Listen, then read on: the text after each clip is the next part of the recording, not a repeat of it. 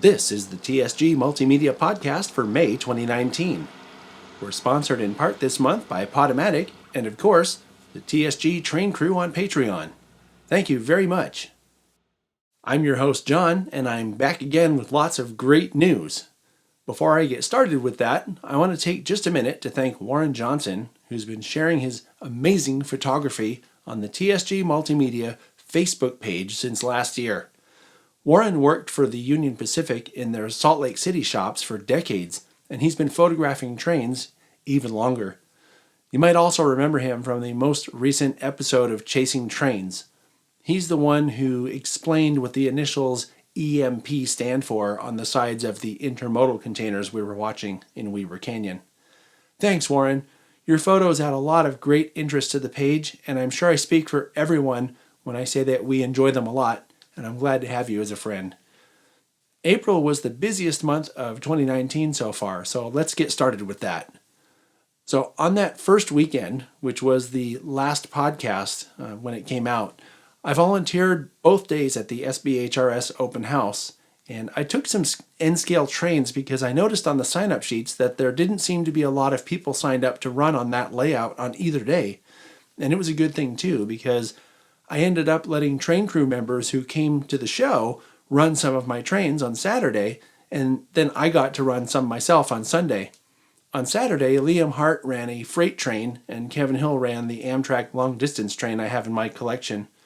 I was glad I could help them have an even better time, and I really enjoyed watching them run my trains, probably more than I enjoy running my trains myself.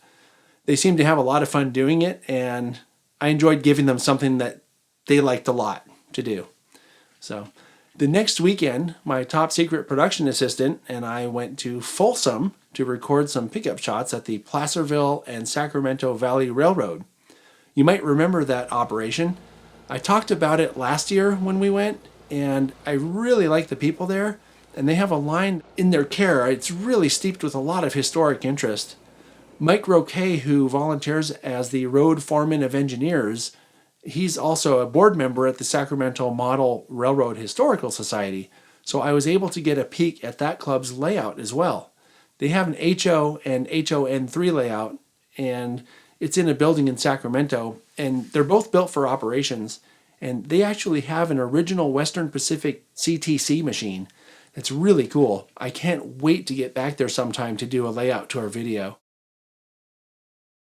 Hi, I've told the story many times over the years since I've been doing this about how I went to school in Linden and I'd be let out of class in 4th grade so I could come and see the train as it went here. And that's where I am right now. The school that you see behind me there is Linden Elementary School. That's where I went to school in 4th grade. If you look down here, this is Front Street, and the tracks used to go right down the right side of this street through town, and I believe that they served an industry that was some kind of a packing industry just on the east side of the town here. These are the tracks that are left over, and that's headed west, and these tracks used to go to Stockton. I'm a little surprised that they're still here. I just happened to be driving through the area on the way back from Folsom at the Placerville and Sacramento Valley Railroad that we were at this weekend. And I thought, hey, why not drive through Linden and see what it looks like? I haven't been here in many years, but the tracks are still here. And actually, I don't know how far down they go. I may drive down there just to see if they still lead off into the distance towards Stockton. But it's kind of cool that it almost seems to me like you could run something right here, even if you're just doing handcar races or just a speeder ride or something like that. I have no idea if anybody owns this land or any of that, but might be kind of cool for someone to do that. On April 20th, we had the YouTube premiere of Chasing Trains Promontory Part 2. So my friends Gary and Kevin came over and we hung out while the video premiere played. And then when it was over, we went live for about an hour and a half on a live webcast. It's been a few months since the last live webcast, and I had forgotten how much I enjoy doing them. After the webcast, we had lunch, went to the train shop, of course, and hung out the rest of the afternoon at the SBHRS. So I want to thank Gary and Kevin for coming out Guys, it was a lot of fun, and the live webcast was better because of your involvement, so thank you very much for coming. On April 23rd, I drove out to Jamestown to meet Gary for a special unannounced doubleheader with the Sierra number 28 and the number 3 that was going to make a run. The number 28 hasn't run in years, and they're just bringing it back online, so it was a really good opportunity to capture a pretty historic event in the railroad there. I'm sure I'll end up using the video I got that day in a future video about the history of the Sierra Railroad. I also ran into Garrett Franklin that day. He's one of the first people that signed up to be on the TSG train crew. That was really cool because I hadn't met him until that day. And thanks, Garrett, for introducing yourself. I'm sure I'll see you again in the near future. And it's always good to meet people that are helping support the channel and get what I do. On Saturday the 27th, we went to the Carquinez Model Railroad Society in Crockett to team up with Liam Hart and talk to him about the op sessions he organizes there. This was for the next episode of Model Railroading 101 that comes out later this month. Our mutual friend Marty Lockmiller was kind enough to demonstrate a job on the layout as well. I'll talk about that more when we get to the upcoming program segment. The very next day, it was up to Sonora for the Sierra Seminar. I attended that event last year too, but simply as a guest. This year I went with the intention of making a program about it. After the presentation portion of the seminar, the party was moved out to Railtown 1897, where we were treated to a presentation about the work that was recently completed on the number 28 to get it running. The program I'll be putting together about this event is one to look out for, and I'm sure I'll be telling you more about it when I come to it later this year. I want to mention something about Teespring. So this is a quick reminder. I have quite a few TSG branded designs up on Teespring so you can represent when you go out chasing trains. If you're watching on a computer, you can find links usually just below the video screen that have shirts and mugs and stuff like that. Also, I wanted to let you know if you have an idea for an item or a branded design that you'd like to see offered in the TSG Multimedia swag store, put a comment below and let me know what it is you're looking for. Also, an update with Patreon. Earlier this week, I wrote a guide to chasing trains in Niles Canyon exclusively for TSG train crew members, and I posted it to the Patreon page. This information was requested by Garrett, the viewer I mentioned a couple minutes ago that I met up at Railtown. The Patreon TSG train crew continues to grow, and several new train crew members got on board this past month. You're also invited to go take a look at the page at patreon.com/TSG Multimedia. We'd love to have you aboard as well. It's a great way to help ensure that I can keep making content that promotes the hobbies of rail fanning and model railroading and preserves history for posterity. It's as inexpensive as $2 a month, and every bit goes to help keep things going. If you love the content but you can't part with $2 a month, that's okay. Just make sure to tell your friends about the channel, and just know that every new subscriber and every view helps make the channel more visible on YouTube, so we can't have enough viewers. Everyone is always welcome to view more. All right then, let's talk about what's on tap for me this month. This coming week, I'm going to Utah for what might be the year's most anticipated trip, and probably the most epic one as well. Gary and I are going to spend about a week out there, and while we're out there, we'll see some friends from last year's epic trip. I'm sure we'll make some new friends as well. We'll do a couple layout tour videos, and we're still figuring out the rest of what's going to happen. All I know for sure is it'll be great because train crew member and regional president of the Super Dope Donut Society, Fabio, and Warren Johnson from the recent Chasing Trains episodes will be taking time out to go adventuring with us.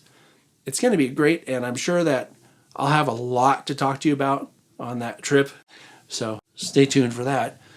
When I get back, I have a couple days to recover, and then it's off to the Golden State Model Railroad Museum in Point Richmond. We're going to record 3 layout tours. I mentioned this place in a podcast last year. They have HO, N, and O scale layouts, and it's a really cool place in a big building, and I can't wait to get that series of layout tours recorded. They're really cool layouts. Right now, I can't even think about making more plans.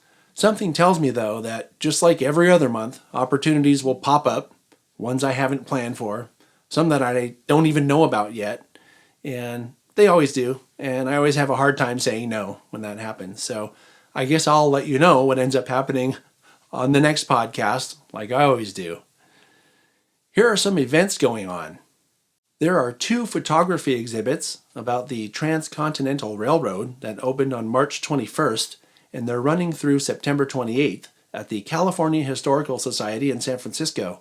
They're called Westward, the Course of Empire, and Overland to California, commemorating the Transcontinental Railroad. Check out californiahistoricalsociety.org for more information. On the weekend of May 11th and 12th, the Niles Canyon Railway is running a special double-header train. The power for this event is going to be the Skookum, a 2442 that was moved to the canyon in April, all the way from the Oregon Coast Scenic Railroad in Garibaldi, Oregon, and the 2662T, known as Clover Valley No. 4. This is the first of several events that will happen in Niles Canyon over the next 4 months, as part of the Pacific Locomotive Association's recognition of the 150th anniversary being celebrated in Utah this month. I'm a little bummed about missing this event, but the plan to go to Utah was made long before I learned about it. If you're local to the Bay Area and have any interest in trains, you'll want to stay plugged into the Niles Canyon Railway's operations because lots of really cool stuff is happening there all summer. Check out their website at ncry.org for more information. On June 8th, Silicon Valley Lines has their next open house event from 12 to 4 p.m. This is a great time to see what they have and find out how to become a member. You can find more information on this at siliconvalleylines.com. I'm mentioning this now because June's already shaping up to be a really busy month. Niles Canyon Railway is holding one of their special events that same weekend, and there may be a special YouTube celebrity guest coming to chase trains in my area as well. So a lot is already going on, and it's still up in the air right now, but stay tuned. I'll be filling in details as they materialize, I'm sure. As always, I encourage you to seek out events in your area. The heritage railroading and model railroading communities benefit from your support greatly when they put on special events that you can go to. So get out there and do something fun. And now for some upcoming program notes. Next Saturday, May 11th, we visit the Fern Creek and Western Garden Railroad in Santa Cruz to see some of the redesigned track plan and talk to the guys there about what it takes to maintain a garden railroad so that visitors can enjoy it. On the 18th, we have the next episode of John's Models. In this program, I'll show you how I added DCC and sound into an N-scale SD70. If you've ever tried to add sound to a locomotive with a narrow body in N-scale, you know the challenges that presents. You can find out one way to overcome those challenges and see some cool test run shots from the SBHRS as well. You won't want to miss that one. On the 25th, it's Model Railroading 101. This is a continuation of our discussion about operating sessions. This episode is still under development, but I'm certain it'll be a more in-depth look at one or possibly two of the less formal approaches for op sessions. All right then, that's all I have for you this time. Please consider becoming a member of the TSG Train Crew on Patreon. Every new supporter helps me bring more of the high-quality content you enjoy to the channel, and it's as cheap as 7 cents a day. It's not much, but if enough people do it, it'll add up to enough to keep things going. You're the best viewers on YouTube, and I thank you all for your continued support. I'll see you next time.